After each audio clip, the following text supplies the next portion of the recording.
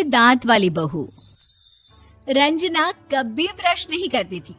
उसे कितनी बार उसके माँ बाप ने डांटा, लेकिन उसका कोई असर उस पर होता ही नहीं था, जिस कारण से उसके दांत पीले पीले हो जाते हैं। शादी के बाद। अरे बहू, वैसे तो तुझ में कोई कमी नहीं है, पर तेरे दांत इतने पीले कैसे हैं बेटा? कैसे मतलब? कोई सर्जरी थोड़ी ना कराई है। वो तो क्या नाम, मैं ब्रश नहीं करती थी तो पीले हो गए। अब क्या करूं?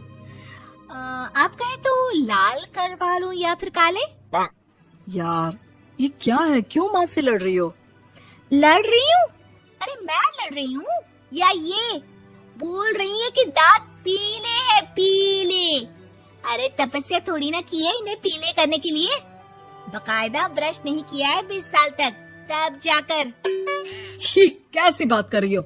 ये उस वक्त तो पीले नहीं थे जब हम लोग तुम्हें देखने आए थे। अरे तब साफ करवा लिया होगा डेंटिस्ट के पास जाकर। अब देखो कैसे पीले पीले लग रहे हैं। रंजना सास की तरफ गुस्से से देखती है। फिर शुरू हो गई पीले पीले पीले। अरे पीले तो तब भी थे जब मेरे हाथ का रसगुल्ला उड़ा उड़ा कर खा रही थी और बोल रही थी, लड़की नहीं गुणों का खजाना दे रहे भाई साहब आप। खैर, अब वो लोग करते भी तो क्या करते, पीले दांत वाली बहू पल्ले पड़ी थी तो झेलना तो था ही। एक दिन कीर्तन में रंजना गाना गा रही थी। अरे कमला बहन, माँ का द्वार है, यहाँ तो सब शुद्ध होकर आते हैं, फिर अपनी बहू को ब्रश भी नहीं करवाती तुम। दूर से पीले पीले दांत भक्ति में बाधा उत्पन्न कर रहे हैं। अरे कोई 2 साल के बच्चे थोड़ी ना लेकर आई हूँ मैं बहू बनाकर। अच्छी खासी लड़की है, अरे कैसे करवाऊं ब्रश? ये तो उसे खुद करना चाहिए ना।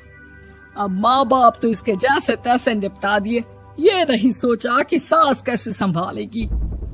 सास बहू को लेकर घर आ जाती है, लेकिन सोच लेती है कि अब इसे लेकर कहीं नहीं जाएगी।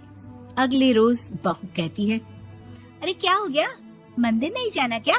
कीर्तन का वक्त हो रहा है।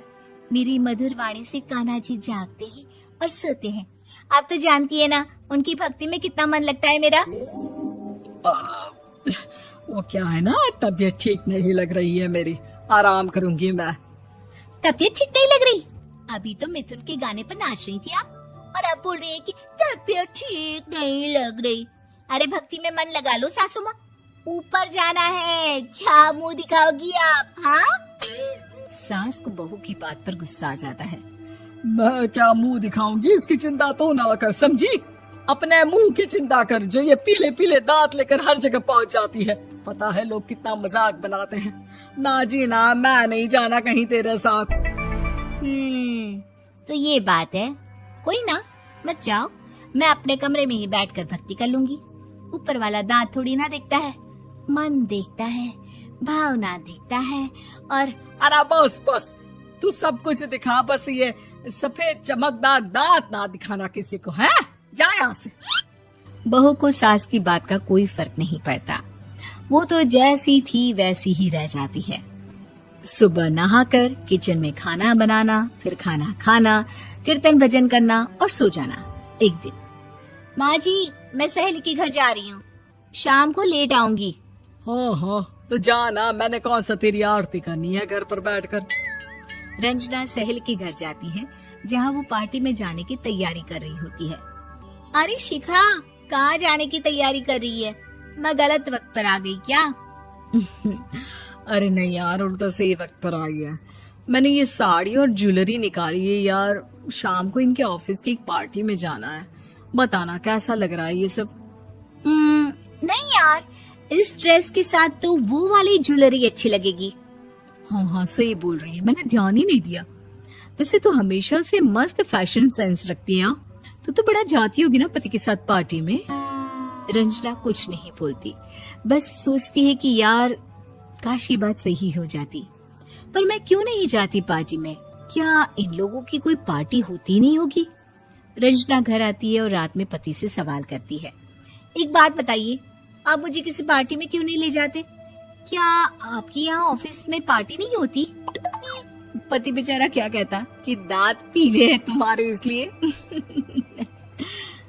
अरे कोई पार्टी होती नहीं हम लोगों के ऑफिस में, तो कहाँ से लेकर जाऊं?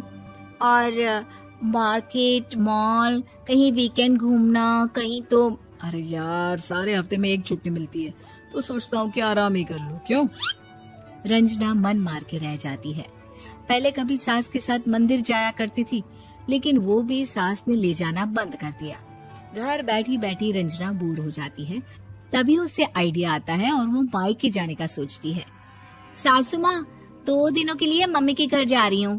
अच्छा ठीक है, आराम से जा।